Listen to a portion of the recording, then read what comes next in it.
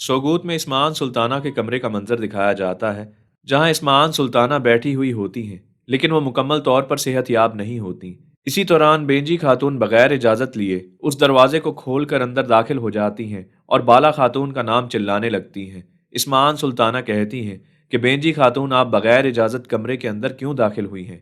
आपको इजाज़त लेकर अंदर दाखिल होना चाहिए था। फिर बेंजी खातून इस्मान सुल्ताना को बताती हैं कि ये पूरी चाल थी।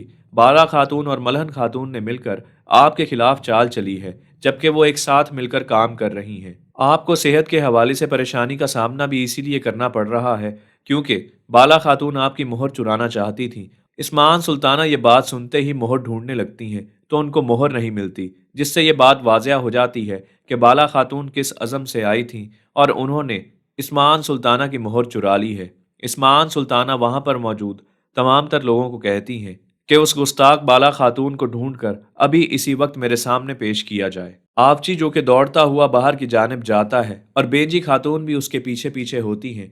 बाला खातून अपना घोड़ा दौड़ाते हुए वहां से चली जाती हैं। इतने में बेंजी खातून और आपची भी पीछे पीछे होते हैं और बेंजी खातून चिल्लाते हुए कहती हैं कि बाला खातून को गिरफ्तार करके दोबारा इस्मान सुल्ताना के पास लेकर आया जाए। दूसरी तरफ जंगल का वही मंजर दिखाया जाता है जहां मंगोल कमांडर समागर की गर्दन काट दी जाती है। उस्मान साहब अपने सिपाहियों से कहते हैं कि इसका जिस्म कहीं जाकर फेंक दो और इसका सर इसके मालिक को जाकर पकड़ा दो। फिर उस्मान साहब बेअंदर की तरफ देख रहे होते हैं और कहते हैं कि मेरे थोड़ा करीब आओ। बेअंदर हिम्मत करके थोड़ा सा करीब आता है। उस्मान साहब कहते हैं कि थोड़ा और करीब आओ। जैसे ही वो मजीद करीब आता है तो बेअंदर उस्मान साहब से कहता है कि मैं आपसे माफ़ी तलब करता हूँ। मेरे से अगर कोई गलती हो गई है या आपको मेरी कोई बात अच्छी नहीं लगी तो उसके लिए मैं आपसे माफ़ी मांगता हूँ। आपको तो पता है कि मैंने हमेशा आप ही का साथ दिया है। उस्मान साहब उसको गिरेबान से पकड़ लेते हैं और कहते हैं कि तुम्हारे लिए किसी को कत्ल कर देना और उसके बाद माफ़ी मांग लेना एक तिजारत की तरह है, ऐसा ही है ना? फिर उस्मान साहब उसकी पगड़ी के कपड़े को पकड़ते हुए कहते हैं कि अगर तुमने आइंदा जालिमों का साथ दिया तो मैं तुम्हारा सर काट दूंगा। बेअंदर जो कि डरा हुआ होता है वो उस्मान साहब से कहता है कि मेरे पास बहुत सोना और बहुत पैसा है, मेरी बहुत ताकत है और मैं आपको इसकी पेशकश करता हूँ क्योंकि आने वाली फतूहात में ताकत हासिल करने के लिए आपको पैसे, सोने और दौलत की जरूरत पड़ेगी।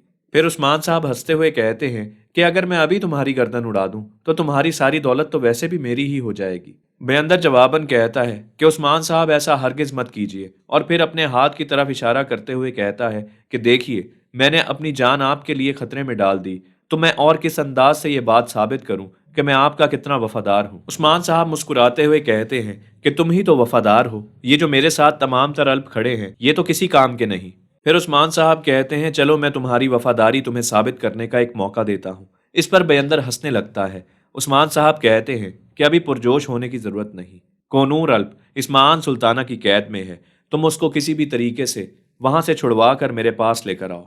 बेअंदर जवाबन कहता है कि आपको अगर मैं अपनी वफादारी इसी अंदाज से साबित कर सकता हूँ तो मैं ये करने के लिए तैयार हूँ। बहुत जल्द कोनूर अल्प को आपके सामने ला खड़ा करूंगा। उस्मान साहब जवाबन कहते हैं तो अब वक्त ज़ाया मत करो और जाओ इस काम को मुकम्मल करके आओ। फिर बेअंदर अपने उस गद्दार साथी का नाम पुकारते हुए कहता है कि चलो।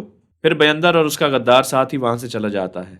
उन दोनों के जाते ही मलहन खातून उरहान बे और अलाउद्दीन बे के साथ अपने सिपाहियों को लिए उस्मान साहब के पास आ जाती हैं। बुरहान अल्प जो कि ये देख रहे होते हैं कि बाला खातून उनके हमराह मौजूद नहीं, वो उस्मान साहब से कहते हैं कि बाला खातून को गए बहुत वक्त हो गया है, कहीं कुछ बुरा तो नहीं हुआ उनके साथ, क्योंकि वो मलहन खातून के साथ दिखाई नहीं दे रही। मलहन खातून आते ही उस्मान साहब से उनकी खैरियत दरियाफ्त करती हैं। उस्मान साहब कहते हैं कि मैं बिल्कुल ठीक हूँ। उसके बाद जंगल का दूसरा मंजर दिखाया जाता है जहां पर बाला खातून अपने घोड़े को बांध रही होती हैं। इतने में बेंजी खातून अपने सिपाहियों के साथ बाला खातून का पीछा करते हुए वहां तक पहुंच जाती हैं और कहती हैं कि बाला, अब तुम्हारा खेल खत्म हुआ। लेकिन जैसे ही बाला खातून पलटती हैं तो वो बाला खातून नहीं होती बल्कि अलचीचक होती है। बेंजी खातून ये देखकर हैरान हो जाती है कि आखिर अलचीचक ने क्या लिबास पहन रखा है और बाला की जगह अलचीचक यहाँ पर क्या कर रही है। वो गुस्से में अलचीचक से पूछती हैं कि आखिर तुम यहाँ पर क्या कर रही हो और ये तुमने क्या पहन रखा है, तुमने मुझे धोखा देने की कोशिश की है। अलचीचक जवाबन कहती है कि मुझे तो कुछ मालूम ही नहीं, बाला खातून ने मुझे ये पहनने को कहा और मैंने पहन लिया और मैं यहाँ पर आ गई। बेंजी खातून को इस बात का बखूब अंदाजा हो जाता है कि बाला खातून ने बहुत ही जबरदस्त अंदाज में एक चाल चली है जिसमें इस्मान सुल्ताना से मोहर चुराने में भी कामयाब हो गई हैं और उसके साथ साथ मुझे चकमा देने में भी। फिर बेंजी खातून गुस्से में बार बार बाला का नाम चिल्लाना शुरू कर देती हैं। दूसरी तरफ बाला खातून भी खैर आफियत के साथ उस्मान साहब और मलहन खातून के पास जा पहुंचती हैं। वो आते साथ ही उस्मान साहब से खैरियत दरियाफ्त करती हैं। उस्मान साहब जवाब देते हुए बाला खातून से कहते हैं कि मैंने आपके ज़िम्मे एक काम लगाया था, क्या आपने मोहर हासिल कर ली है? बाला खातून जवाबन कहती हैं कि मैंने मोहर हासिल कर ली है और मोहर उस्मान साहब के हाथ पर रख देती हैं। ये देखकर वहां पर मौजूद तमाम तर लोग खुश हो जाते हैं।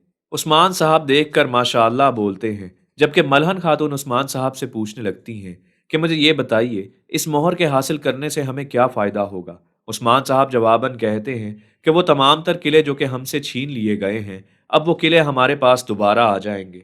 बाला खातून और अलाउद्दीन दोनों मिलकर कलूजा हसार किले की जानिब जाएंगे और उस पर कब्जा करेंगे। मलहन खातून और उरहान बे कराचाइसर किला हासिल करेंगे। उसके बाद उस्मान साहब अपना हदफ बताते हैं कि मैं अपने अल्प्स के साथ जाकर बिल्जिक किले को हासिल करूंगा। दूसरी तरफ जंगल का एक मंजर दिखाया जाता है जहां पर बयंदर और उसका गद्दार साथ ही मौजूद होते हैं। बयंदर जो कि दरख्त के साथ टेक लगाए बैठा हुआ होता है और उसका गद्दार साथ ही लकड़ी को गर्म कर रहा होता है ताकि बयंदर के जख्मों को दागा जाए। बयंदर कहता है कि ले आओ अब और जल्दी से इस जख्म को दाग दो। उसका गद्दार साथ ही जवाबन कहता है कि अभी सही से गर्म नहीं हुआ, इसलिए मैं दाग नहीं सकता। फिर बयंदर कहता है कि इसको सही से गर्म करो। फिर उसका गद्दार साथ ही उससे पूछने लगता है कि मुझे ये तो बताइए कि कोनूर अल्प को हम छुपा कर रिहा करने की कोशिश करेंगे या खुल्लम खुल्ला उसको रिहा करके उस्मान साहब के सामने पेश करेंगे। बयंदर जवाबन कहता है कि इन दोनों में से कुछ भी कर लो, फिलहाल तो मेरे जहन में सिर्फ उस्मान छाया हुआ है, और अगर मुझसे वालदा सुल्ताना की पूछो और मैंने ये काम कर दिया तो वो भी मुझे मार डालेंगी। फिर बयंदर अपने उस गद्दार साथी को कहता है कि जो खंजर तुमने दागने के लिए आग में डाल रखा है, जब तक वो पिघल नहीं जाएगा तब तक तुम मेरे पास नहीं आओगे क्या? जल्दी से इस खंजर को लाओ और मेरे जख्म को दागो। जैसे ही वो गद्दार साथी उस जख्म को दागने लगता है तो बयंदर रोक के कहता है कि मैं तुम्हें पहले ही बता दूं कि तुम सिर्फ एक मर्तबा ये काम करोगे। अगर तुमने जख्म को सही से नहीं दागा तो मैं तुम्हारी जान ले लूंगा। फिर जैसे ही वो गद्दार साथी उस जख्म को दागता है तो बयंदर अपनी माँ का नाम पुकारने लगता है और अम्मी अम्मी कहने लगता है और कहता है जितना दर्द मुझे इस मर्तबा हुआ है पहले कभी किसी जख्म पर नहीं हुआ। वो गद्दार साथी बयंदर से पूछता है कि अगर मान लीजिए कि आपने कोनूर अल्प को बचा लिया और उस्मान साहब जब इस्मान सुल्ताना के पास गए और उन्होंने आपका नाम बता दिया कि आपने कोनूर अल्प को छुड़ाकर उस्मान साहब के सामने पेश किया है, तो फिर आप क्या करेंगे? बेअंदर जवाबन कहता है कि तुम एक नंबर के गधे और उल्लू के पट्टे हो। तुम्हारे मुंह से मैंने कभी खैर की बात नहीं सुनी। तुमने जब भी बोला है ऐसा ही कुछ बोला है। क्या तुम ये कहना चाहते हो कि वालदा सुल्ताना मुझे कत्ल कर देंगी? अस्तगफिरुल्लाह, ऐसा कभी भी नहीं होगा। बस हमें तब तक उस्मान साहब का साथ देना है जब तक तमाम तर मुश्किलात दूर नहीं हो जाती।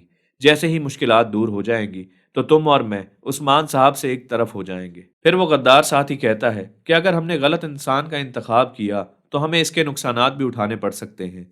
बेअंदर कहता है अस्तगफिरुल्लाह, तुम्हारी बकवास बंद होने का नाम ही नहीं ले रही, लिहाजा यहाँ से दफा हो जाओ।